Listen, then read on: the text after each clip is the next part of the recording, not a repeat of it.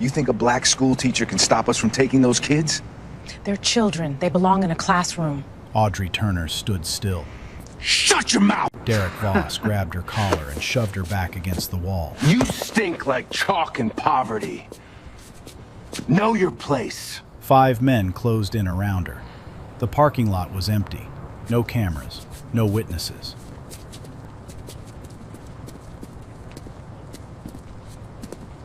We own this neighborhood, and we own those kids. You're just a roach we haven't stepped on yet. Audrey looked at him, calm, still. Last chance. The way she used to look at threats from 3 feet away. Last chance. While Mike. 2 presidents stood behind her. Last chance.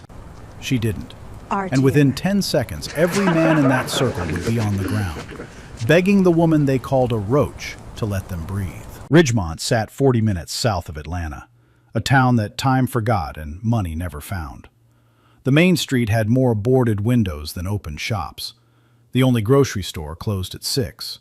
The only park had no swings left.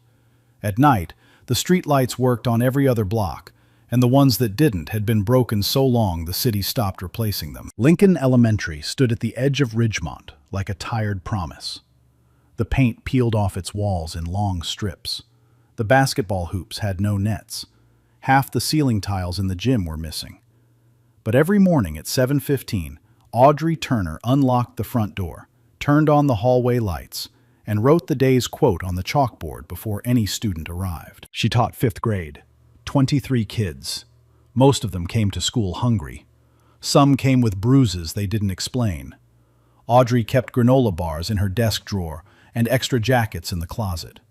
She never asked why a child needed them. She just handed them over and moved on with the lesson. The other teachers respected her. They also knew almost nothing about her. She had moved to Ridgemont 4 years ago. No husband, no family photos on her desk, no social media. She drove a 12-year-old Honda Civic with a dent in the rear bumper and never once complained about the salary that barely covered rent. But there were things about Audrey Turner that didn't quite fit. The way she scanned every room before sitting down. The way her eyes tracked movement near doorways. The thin scar along her left forearm. She told anyone who asked it was a kitchen accident. And once, when a heavy shelf collapsed in the supply room, she caught a 30-pound box of textbooks mid-air with one hand. No flinch, no hesitation. The janitor saw it. He told the other staff. They laughed it off. Nobody in Ridgemont knew what Audrey Turner had been before she became a school teacher, and she intended to keep it that way. Elijah Cole sat in the 3rd row, 2nd seat from the window. 10 years old, skinny, quiet. He drew fighter jets in the margins of his math worksheets and never raised his hand, but when Audrey called on him, his answers were always right. He smiled only when she told him so. Elijah lived with his grandmother.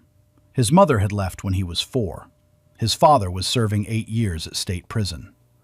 The boy walked to school alone every morning, cutting through the alley behind Greenfield Avenue, the same alley where Derek Voss's crew gathered before noon. Derek Voss, 31, white.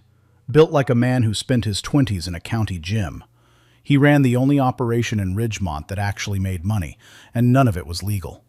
Meth, protection fees from the 3 businesses still open, and recruitment. Derek liked them young.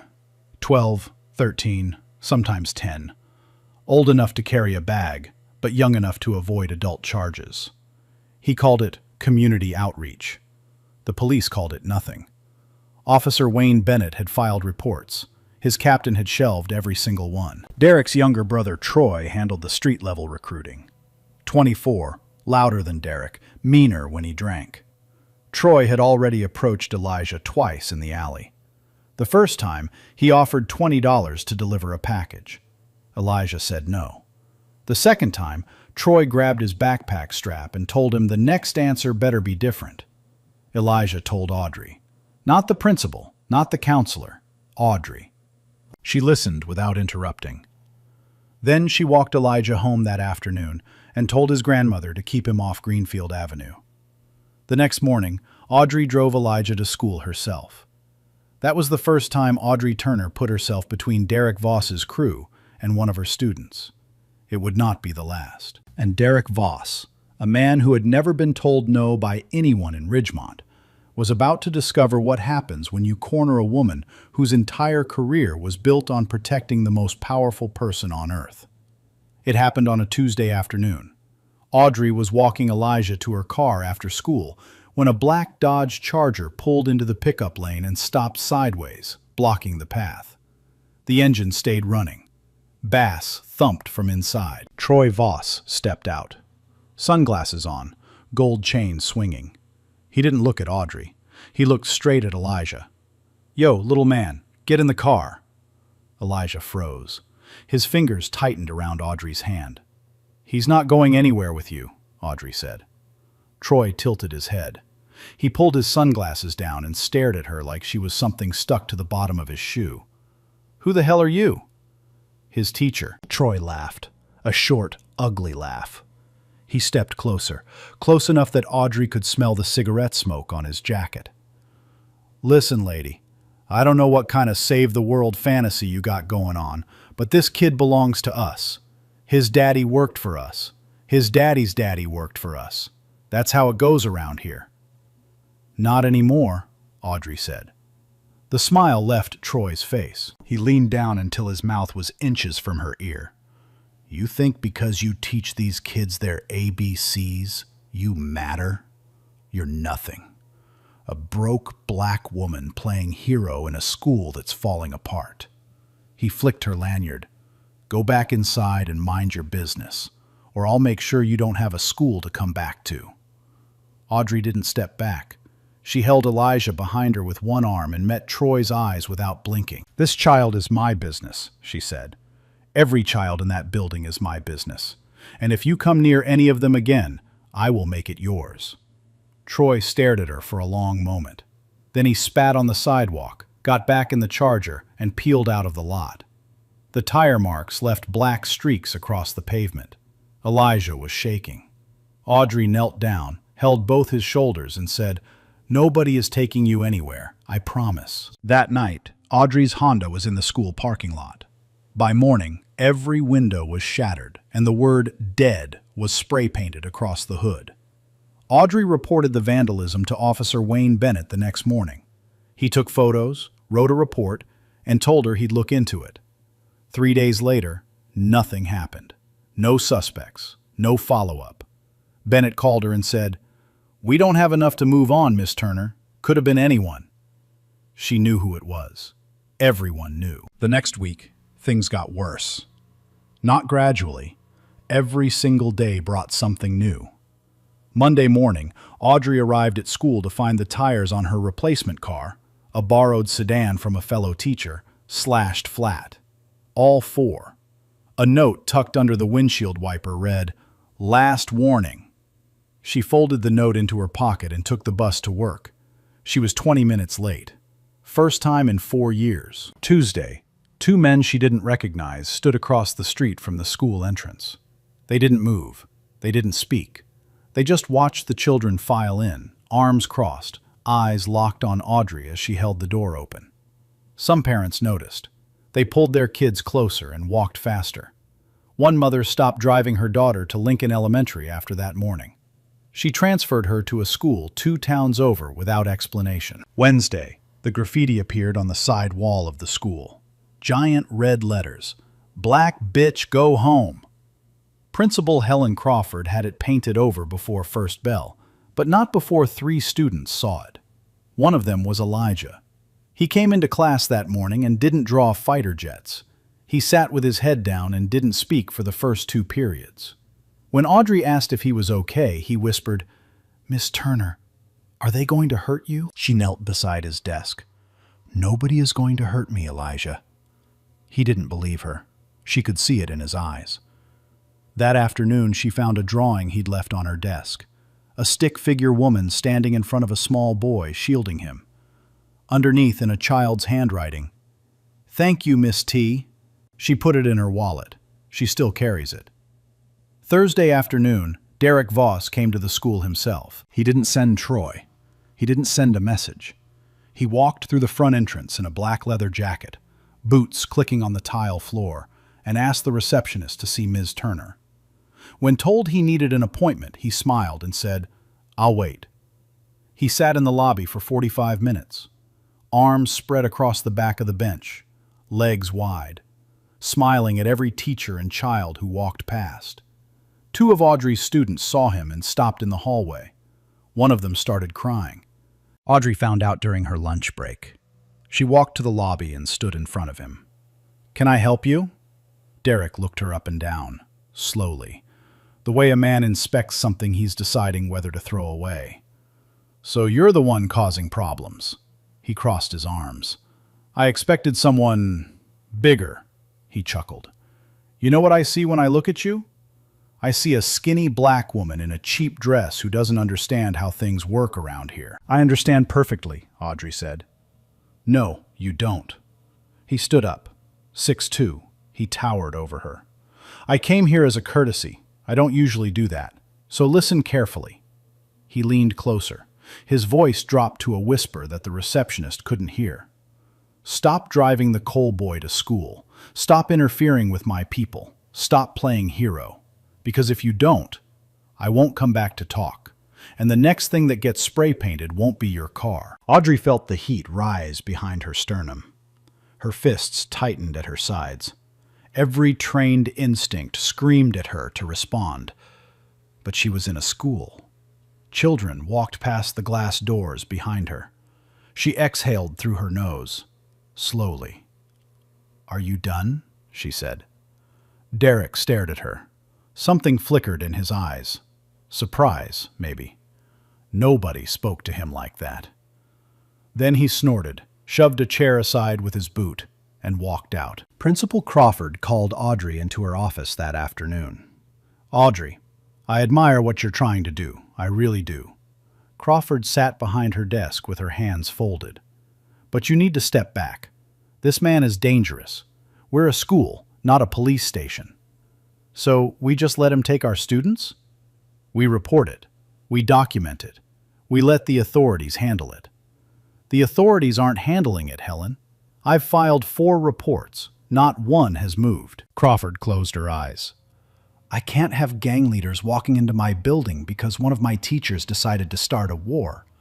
I have 160 children to protect, not just one."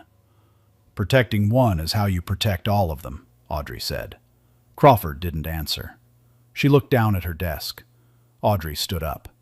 "If you won't protect Elijah Cole, I will." She walked out and closed the door quietly behind her. That night, Audrey sat at the kitchen table of her small apartment. Curtains drawn, lights off except for the single lamp over the table. In front of her lay a stack of police documents, all stamped "under review." None of them had moved. Her phone sat beside them. 0 missed calls, 0 messages from the school board, 0 support. She was alone, completely alone. The school wouldn't back her. The police couldn't act. The parents were too scared to speak. And Derek Voss was getting bolder by the hour. From Derek's side, the calculation was simple. He had crushed louder voices than hers. City council members, store owners, a pastor who once tried to organize the neighborhood. All of them folded within a month. A black schoolteacher earning $38,000 a year? She'd break faster.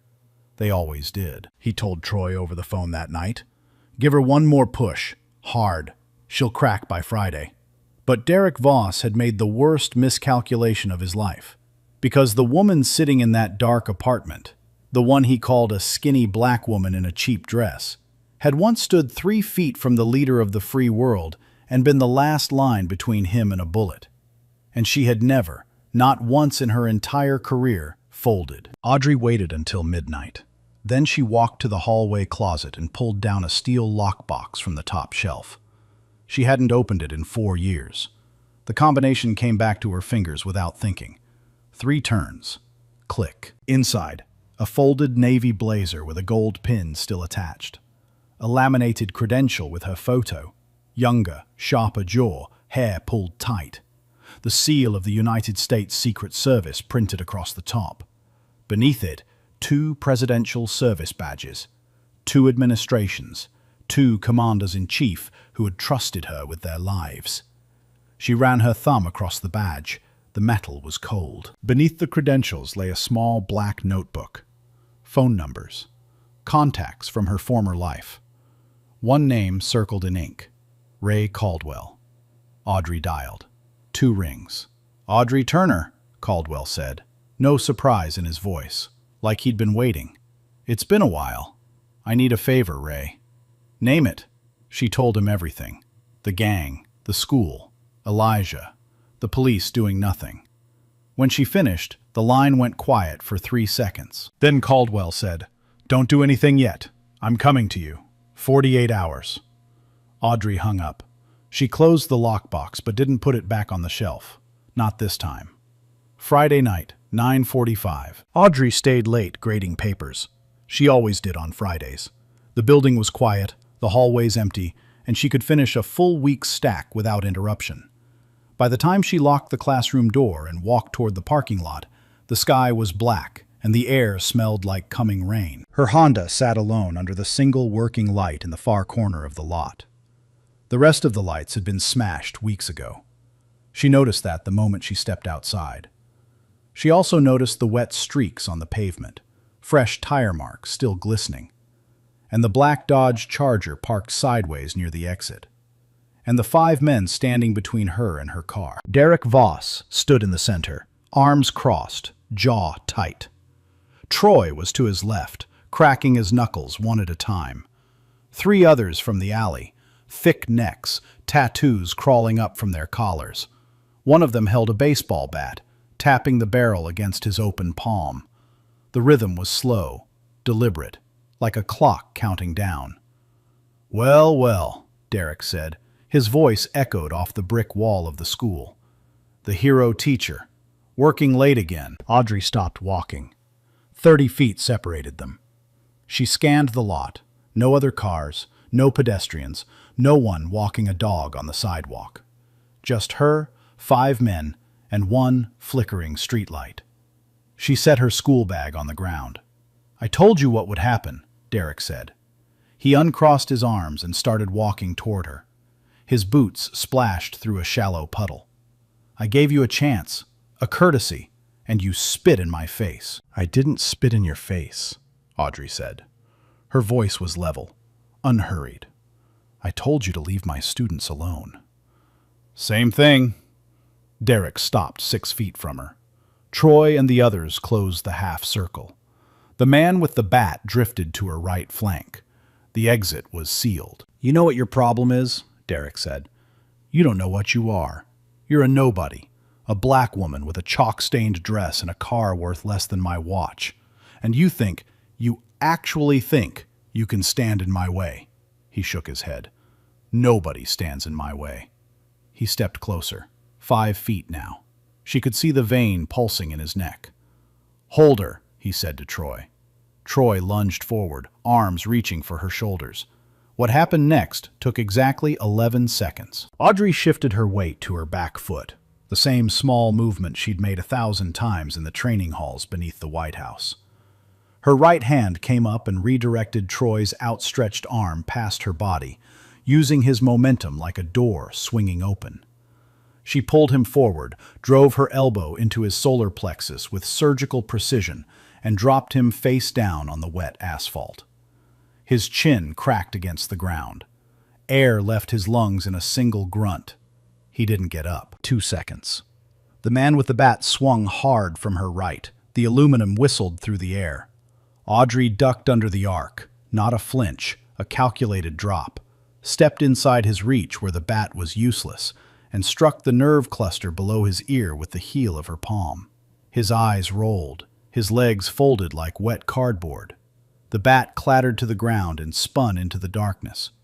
4 seconds. The third man charged from behind. Audrey heard his footsteps, boots slapping wet pavement, heavy, uneven, amateur. She sidestepped without turning her head. She caught his wrist as it passed, twisted it behind his back in one fluid rotation, and swept his lead leg. He went down hard on his back. His shoulder dislocated with a sound like a branch snapping. He screamed loud enough to echo off the school building. 7 seconds. The fourth man hesitated. His eyes darted between his fallen crew and the woman standing in the center of them, barely breathing hard. That hesitation was his mistake. Audrey closed the distance in one stride, locked his elbow joint against itself, and forced him to his knees with a controlled takedown. His forehead pressed against the cold, wet ground. He whimpered like a child. 9 seconds. Derek Voss stood alone. His mouth hung open. His hands trembled at his sides. His crew, 4 men, all bigger than her, one armed with a bat, lay scattered on the pavement around her like fallen trees. One was unconscious. One was clutching his shoulder and gasping through clenched teeth. 2 others were curled up, faces pressed into the asphalt, not moving. 11 seconds, start to finish. Derek's hand shot to his waistband. Audrey saw the movement before his fingers touched metal. She closed the distance in 2 steps, faster than he could process, seized his wrist, twisted it outward until the tendons screamed, and stripped the handgun from his grip. She ejected the magazine with one hand, racked the slide to clear the chamber, and tossed the empty weapon 10 feet to the left. The magazine went right. Both skittered across the wet pavement. Derek stumbled backward. His spine hit the charger. His knees buckled, but he caught himself on the side mirror. Who the hell are you?" His voice cracked on the last word. Audrey looked at him. The same calm look she'd given him in the school lobby. The same quiet eyes. She said nothing. She picked up her school bag, brushed the dust off the strap, and walked to her Honda. She didn't run. She didn't look back. She drove home, took a shower, and went to bed. What neither Audrey nor Derek knew was that the school's one remaining security camera, the unit mounted above the rear exit, the one everyone assumed was broken, had been recording the entire time. The footage was 43 seconds long. It captured everything. The circle of 5 men, the first lunge, every strike, every redirect, every takedown. And at the end, a woman in a teacher's dress calmly picking up her bag and walking to her car as if she'd just finished a normal Friday. By Saturday morning, a janitor reviewing the security system found the clip. He watched it 3 times with his jaw hanging open. Then he sent it to his cousin. His cousin posted it on Twitter with the caption, "This teacher is not who you think she is." By Saturday afternoon, it had 200,000 views. By Saturday evening, it crossed 1 million. Reaction videos flooded YouTube. Self-defense instructors broke down each movement frame by frame. A retired Marine combat trainer posted a 60-second analysis on TikTok that went viral on its own. That's not karate. That's not MMA. That's federal-level close protection combat.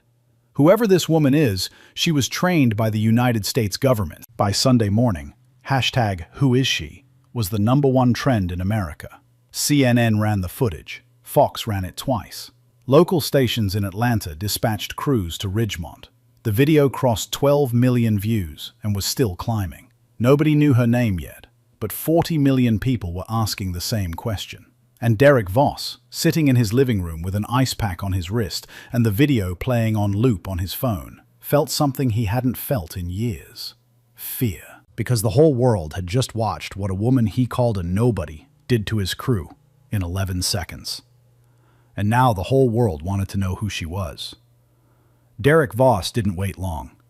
By Monday morning, he had a lawyer. Not a Ridgemont lawyer, a personal injury attorney from Atlanta named Garrett Slade, the kind who wore Italian suits and advertised on highway billboards along I-75. Slade specialized in making victims out of criminals. He had gotten a drunk driver a 6-figure settlement from the family whose mailbox the man destroyed. Derek was willing to pay whatever Slade's retainer cost. The lawsuit was filed Tuesday. Assault and battery, 5 counts. Derek Voss, Troy Voss, and 3 others listed as plaintiffs. The filing described Audrey Turner as an unlicensed combatant who ambushed 5 unarmed men in a school parking lot without provocation. Unarmed, without provocation. The word reached Ridgemont by noon. By the time Audrey's students arrived for afternoon classes, 2 parents had already called the school. A third showed up in person, demanding to know why a violent woman was allowed near children. Principal Crawford pulled Audrey out of her classroom at 1:15. "There's a lawsuit," Crawford said. Her face was colorless. "5 counts of assault. The district's legal team called this morning. They want you suspended pending investigation." "Suspended," Audrey said. "Effective immediately, with pay. But you cannot be on school property until this is resolved. I fought for you, Audrey. I did. But the board won't risk it." Audrey looked through Crawford's office window. In the hallway, Elijah walked toward his next class, backpack dragging on the floor, head down. He glanced toward her classroom door. It was closed, lights off. He stopped for a moment, then kept walking. "And who protects him while I'm gone?" Audrey asked. Crawford opened her mouth. Nothing came out. She looked at her desk. Audrey cleaned out her desk that afternoon. Granola bars, extra jackets, Elijah's drawing, the stick figure woman shielding a boy. She put everything in a cardboard box and carried it to her car. As she crossed the lot, 2 teachers watched from the window. Neither waved. The media arrived in Ridgemont the same day, but they didn't come for Audrey's story. Garrett Slade held a press conference outside the county courthouse on Wednesday. He stood behind a podium flanked by American flags. Derek Voss stood beside him. Neck brace, right arm in a sling, eyes lowered like a man carrying deep pain. Troy balanced on crutches behind them. The 3 others wore bandages, arm wraps, and rehearsed expressions of suffering. "My clients were attacked without warning by a school employee who used extreme military-grade violence against civilians," Slade said. He removed his glasses and looked directly into the cameras. "These are working men, fathers, members of this community, and they were brutalized, without mercy, without justification, by a woman the school district trusted with children." He paused. Let the silence sit. "We are seeking compensatory and punitive damages, and we are formally requesting that the Ridgemont School District terminate Audrey Turner. No child is safe in a building that employs someone capable of this." Behind the cameras, Derek kept his head down.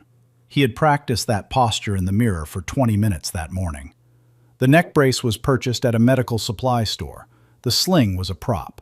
Troy's crutches were borrowed from a cousin who'd had knee surgery, but on camera, they looked like 5 men who had barely survived. The clip aired on every local station that evening. By Thursday morning, national outlets carried it. One network ran the headline, "Violent teacher attacks 5 men in school parking lot." Another, "School employee accused of military-style assault." A daytime talk show ran a panel segment titled, "Hero or Menace? The Parking Lot Teacher Debate." Not one segment mentioned that Derek Voss ran a methamphetamine operation.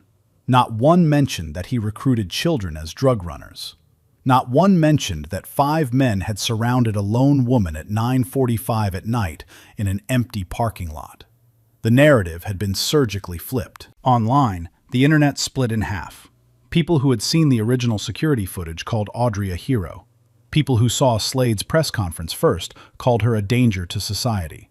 Hashtag Who Is She fractured into 2 warring hashtags. Hashtag Justice for Audrey and hashtag Fire This Teacher. Both trended at the same time. Comment sections became battlefields. One viral tweet read, "If she can do that to 5 men, imagine what she could do to a student." It got 80,000 retweets. Derek watched the coverage from his couch and smiled for the first time since Friday night. He called Troy. "She's finished," he said. "By next week, fired, broke, and begging to leave town. Might not even have to do anything else." Back in her apartment, Audrey sat on the couch with her phone face down on the coffee table. She had stopped reading the comments after the first 100. The words all blurred together. Dangerous, unhinged, psycho teacher. Lock her up. What kind of woman does this? Her principal had suspended her. Her union rep called the case legally complicated and suggested she lay low. 3 parents from her class posted on Facebook calling for her removal. One of them was Elijah's grandmother, pressured by neighbors who warned her she'd be targeted next if she didn't cut ties with that woman. Thursday evening, a local news van parked outside Audrey's apartment. A reporter knocked on her door. She didn't answer. They filmed her closed door anyway and ran the segment with the caption, "Accused teacher refuses to comment." Audrey sat in her dark living room and listened to the van drive away. The apartment was quiet. No students, no lesson plans, no Elijah asking about fighter jets. For the first time in 4 years, she had nothing to do tomorrow. She stared at the ceiling. This wasn't the operational solitude she'd trained for in the Secret Service. That was controlled, purposeful, temporary. This was different. This was the loneliness of being right while the entire world decided you were wrong. Her phone buzzed. A text from an unknown number. "Ms. Turner, this is Sandra Hayes, investigative reporter, Atlanta Journal-Constitution. I've been looking into Derek Voss for 6 months. I don't believe the story being told right now is the real one. Can we talk?" Audrey read it twice. Then a second text came in, from a number she recognized. Ray Caldwell. "I'm in Atlanta. I have everything we need. Say nothing to anyone. I'll be at your door by 8 a.m. We move tomorrow." Audrey set the phone down. She walked to the hallway closet and looked at the open lockbox. The 2 presidential service badges caught the light from the kitchen. She had protected 2 presidents through assassination attempts, diplomatic confrontations, and crowd surges of 10,000 people. She had been shot at twice and never flinched. Tomorrow, the woman they called a violent teacher was going to show the world exactly who she was, and every person who had turned their back on her was going to wish they hadn't.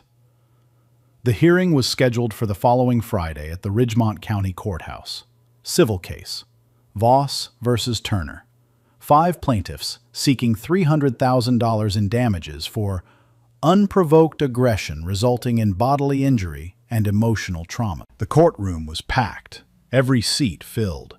Local reporters lined the back wall. 2 camera crews set up in the hallway.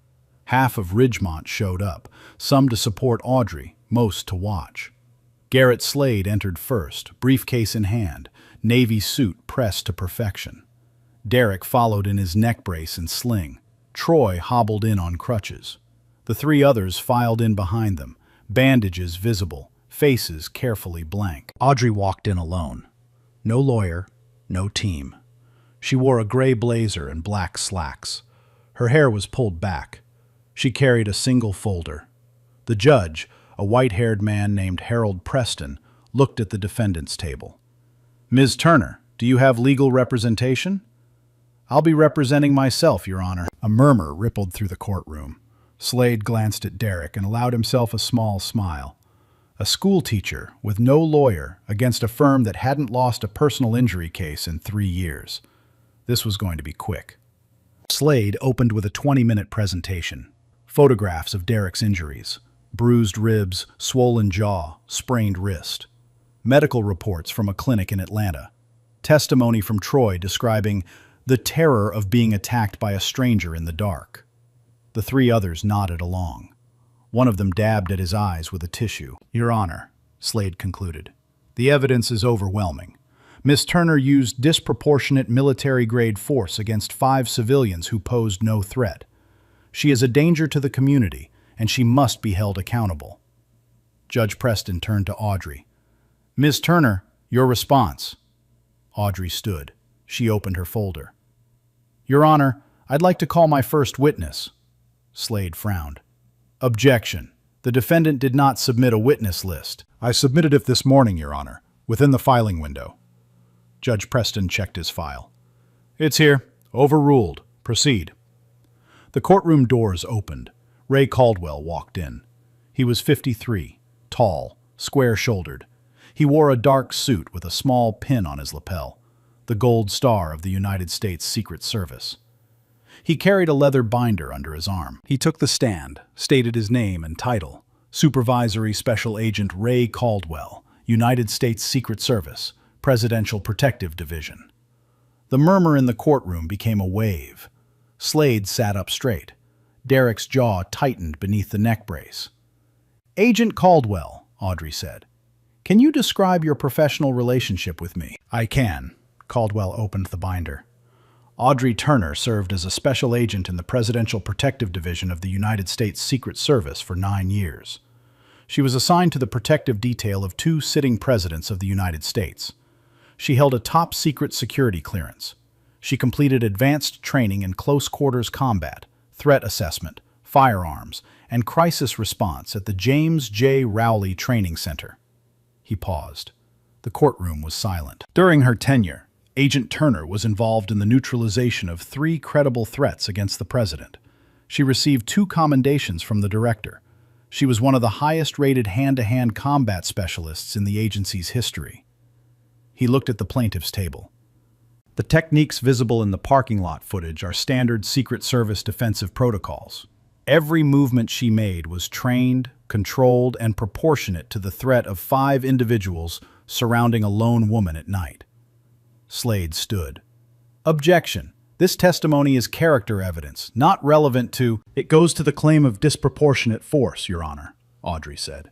If the plaintiff argues I used military-grade violence, the court has the right to know where that training came from and why it was deployed. Overruled, Judge Preston said. Continue. Audrey turned to the bench. Your Honor, I'd like to enter the following into evidence. She opened her folder and produced 3 items. First, the complete, unedited security camera footage from the school parking lot. 43 seconds. She requested it be played in full. The bailiff set up a monitor. The courtroom watched in silence. The footage showed everything Slade's version had left out. 5 men surrounding Audrey. Derek giving the order. Troy lunging first. The man with the bat swinging before Audrey moved. Every strike Audrey delivered was a response. Every takedown was defensive. At the end, she walked away. She didn't pursue. She didn't escalate. Several people in the gallery gasped. One woman covered her mouth. A reporter in the back row started typing furiously. Second, a sworn affidavit from the medical supply store where Derek purchased the neck brace. 3 days after the incident, paid in cash, no prescription. Third, a printout from a social media account belonging to Troy Voss, posted the Saturday after the fight. A photo of Troy at a barbecue, standing on both legs, no crutches, holding a beer and grinning. The post had been deleted Sunday night. Audrey's folder contained the cached screenshot. The courtroom erupted. Slade slammed his hand on the table. Your Honor, I need a recess. Sit down, Mr. Slade, Judge Preston said. Then the courtroom doors opened again. Sandra Hayes walked in. She approached the bench and requested permission to submit evidence relevant to the plaintiff's credibility. Judge Preston allowed it. Hayes had spent 6 months investigating Derek Voss. She presented bank records showing payments to minors, 12 children, ages 10 to 14, all from Ridgemont. She presented text messages between Derek and Troy, coordinating drug deliveries through the school neighborhood. She presented a pattern of intimidation against 3 local business owners and 1 city council member who had tried to report him. And she presented a police complaint filed by Audrey Turner, 4 separate reports over 3 weeks, documenting vandalism, threats, and stalking. All 4 reports had been stamped under review. None had been investigated. Derek Voss sat at the plaintiff's table. The neck brace suddenly looked absurd. The sling hung limp. His face had gone from confident to gray to something that looked like a man watching his own house burn down from across the street. Judge Preston removed his glasses and addressed the courtroom. Based on the evidence presented, this court finds no merit in the plaintiff's claims. The defendant acted in lawful self-defense against an immediate and credible physical threat. The medical documentation submitted by the plaintiffs appears to be fabricated. The footage speaks for itself. He looked directly at Derek. Mr. Voss, I am referring this matter to the District Attorney's Office for criminal investigation. I am also requesting that Child Protective Services review the evidence submitted by Ms. Hayes regarding the exploitation of minors. He struck the gavel once. Case dismissed. The courtroom exploded. The arrest happened that same evening. 2 unmarked federal vehicles pulled up to Derek Voss's house at 6:15 p.m. 4 agents stepped out. Derek was sitting on his front porch, still in the neck brace, scrolling through his phone. He looked up when the first agent showed his badge. Derek Voss, you're under arrest for racketeering, drug distribution, exploitation of minors, witness intimidation, and filing a fraudulent lawsuit. Derek didn't resist. His face was blank. The neck brace was still on when they put him in the back seat. Nobody bothered to remove it.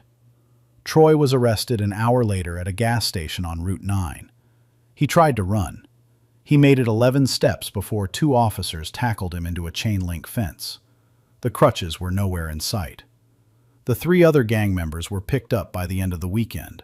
All 5 were held without bail. Garrett Slade released a statement the following day. I was misled by my clients regarding the nature of their injuries and their involvement in criminal activity. I have withdrawn from the case. He was later investigated by the state bar for submitting fabricated medical evidence. His license was suspended within 90 days. The news cycle flipped overnight. The same networks that had called Audrey a violent teacher now ran correction segments. CNN aired a 12-minute feature titled The Secret Service Agent Who Became a Schoolteacher. Fox ran the full, unedited parking lot footage, with expert analysis confirming every move was defensive.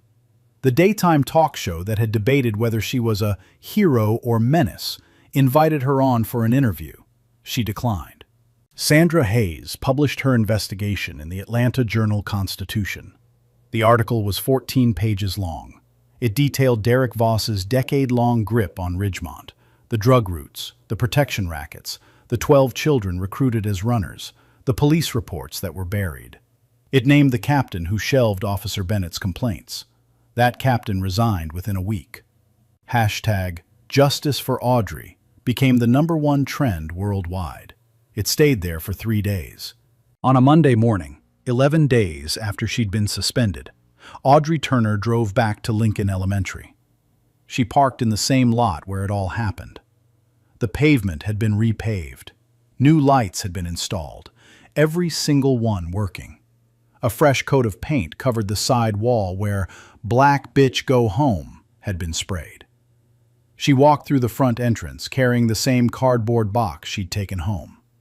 Granola bars, jackets, Elijah's drawing. The hallway was lined with people. Teachers she hadn't spoken to in weeks stood along the walls. Parents who had called for her removal held signs that read, "Welcome back, Ms. Turner," and "We're sorry." Principal Crawford waited at the end of the hallway. Her eyes were red. "I should have stood by you," Crawford said. "I didn't, and I'll carry that." Audrey nodded.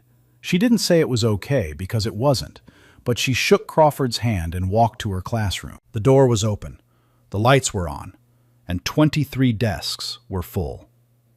Elijah Cole sat in the 3rd row, second seat from the window. When Audrey walked in, he didn't say anything. He just stood up, walked to the front of the room and hugged her. He held on for a long time. The other students followed. One by one, they left their seats and gathered around her. Some of them were crying. A boy named James, who had never once volunteered in class, said, "We saw the video, Miss Turner. You're like a superhero." Audrey knelt down so she was eye level with them. "I'm not a superhero," she said. "I'm your teacher, and I'm not going anywhere." That afternoon, the Ridgemont School Board announced a new district-wide initiative, the Safe Schools Self-Defense Program. Free training for teachers and staff in personal safety, threat assessment, and de-escalation. The program was funded by a federal grant secured with the support of 2 former Secret Service officials. The first instructor listed on the program's website was Audrey Turner. Within 6 months, 14 school districts across Georgia had adopted the program. Within a year, it had spread to 9 states. The hashtag #TeachersDefend was used over 2 million times. And it all started with one woman who refused to walk away from a parking lot. 3 years later, Audrey Turner still teaches 5th grade at Lincoln Elementary. The school looks different now. The paint is fresh. The basketball hoops have nets. The ceiling tiles in the gym have been replaced. A new security system covers every entrance, every hallway, and every corner of the parking lot. The lights work. All of them. Audrey still arrives at 7:15 every morning. She still writes a quote on the board before the first student walks in. She still keeps granola bars in her drawer and extra jackets in the closet. Some things don't change. Some things shouldn't. But other things did. The Safe Schools Self-Defense Program grew beyond anything Ridgemont expected. What started as a single district initiative became a statewide model. Within 2 years, 26 states adopted some version of the curriculum. Teachers, counselors, and administrators learned threat assessment, de-escalation, and personal safety, not to fight, but to protect. The program's motto, printed on every training manual, came from Audrey's first instructor session. You don't have to be dangerous. You just have to be prepared. 4. Audrey teaches the advanced module herself. Once a month, she drives to Atlanta and spends a Saturday with 40 teachers who signed up because they saw the parking lot video and thought, I want to be ready. She doesn't teach them Krav Maga. She teaches awareness, how to read a room, how to position near exits, how to keep their voice steady when everything inside is screaming. She never talks about the Secret Service unless asked, and when she does, she keeps it short. I had a different job before. I'm proud of it, but teaching is the hardest thing I've ever done. Elijah Cole is 13 now, 8th grade at Ridgemont Middle School, almost 5'8". He still draws in the margins of his notebooks, though fighter jets have become architectural blueprints. He wants to be an engineer. His grades lead his class. He visits Audrey on Fridays after school. They sit in her classroom and talk. Homework, basketball, a girl he's too shy to speak to. Sometimes they just sit in comfortable silence. Last year, Elijah was selected as a peer mentor for incoming 5th graders. When asked why he volunteered, he said, "Because someone did that for me once, and it changed everything." Derek Voss pleaded guilty to 14 federal charges. He is serving 22 years at a federal facility in South Carolina. Troy received 12 years. The 3 others received 5 to 8 years each. None appealed. Officer Wayne Bennett was promoted to sergeant after the investigation exposed his captain's obstruction.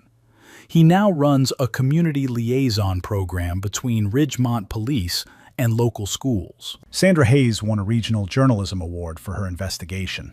Her article was cited in 3 federal court filings and led to policy changes in how police departments handle gang-related complaints. The parking lot video has been viewed over 120 million times. It is used in law enforcement academies, self-defense seminars, and criminal justice classrooms nationwide. It remains the most watched self-defense clip in internet history. But if you ask Audrey Turner what she's most proud of, she won't mention the video. She won't mention the Secret Service. She won't mention the program that bears her name. She'll reach into her wallet and pull out a folded piece of paper, yellowed now, soft at the creases. A stick-figure woman standing in front of a small boy. Underneath, in a child's handwriting, "Thank you, Miss T." That's her answer. Always has been. If this story moved you, drop a comment and tell us. Have you ever been underestimated by someone who had no idea what you were capable of? Share this with someone who needs to hear it today. And if you haven't already, hit subscribe and the bell so you never miss a story like this.